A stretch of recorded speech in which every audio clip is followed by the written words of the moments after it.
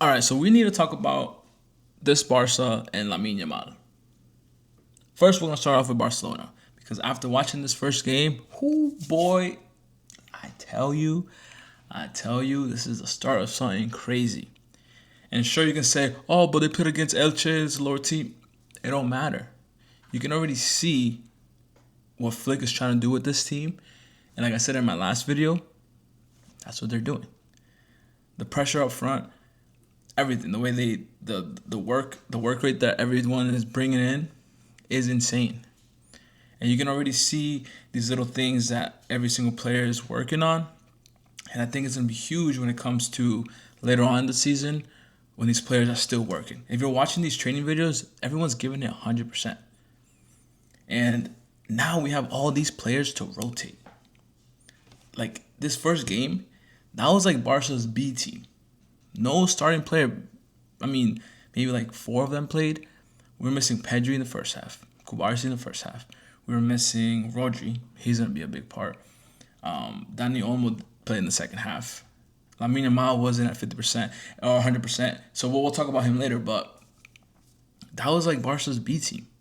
And honestly, there's even a C team if you really want to put it that way. Like there's another team that we can put out there to play these, I guess, easier La Liga games, right? But no game's easy. Every game is hard. La Liga's hard. I don't care what anybody says. But now we can rotate. We can rest these players for big games, like what PSG does. They have that luxury to rotate players, and then when Champions League night comes, they have all their A tier team, and they're fit. They can run at 100 miles per hour if they want to, because they don't have minutes under their legs, right? So this game was big. It was a statement. Our new signings came in. They got assists, they got goals, got their confidence up. Like this is a perfect start for Barcelona.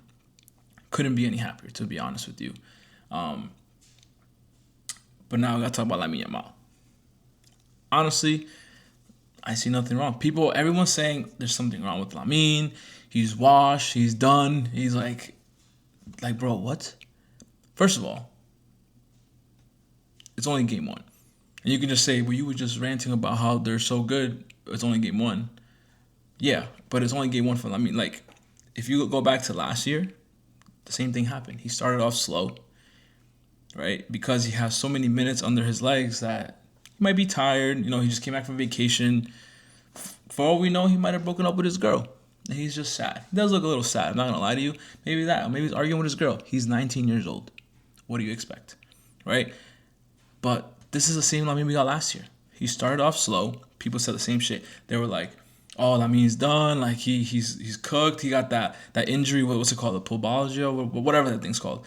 And people were like, "He got that. His career's over." And then what happened? He turned up.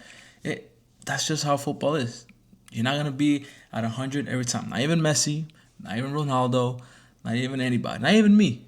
You know, and I'm a little different, but that's just how football is. And sure, you can say he's a little off, but again, he just got back from the World Cup, from vacation, first game back. He might be tired. Maybe he's the type of player that starts off very slow and then boom, boom, boom, he goes up and that's it. We've seen it last year. So honestly, there's no reason to overreact over his performance. And then you can say that, oh, so then why was he so mad? Like you can see he doesn't like the training staff or Flick. He has very high expectations for himself that everyone puts on him, but he also has very high expectations that whenever he has a bad game, he's gonna be frustrated, and that's good. That's a good thing to have because you just know that you're not settling for less, right? Like like hey, I'm the main guy. I need to perform, even if it's against Elche. I need to perform, and if I don't perform, I'm gonna be mad at myself, right? That's something really good to have outside of football, in life, and everything. So him being mad about maybe being subbed off or having a bad game, amazing.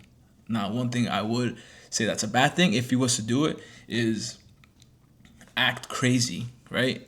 Especially in TV. For example, Vinny.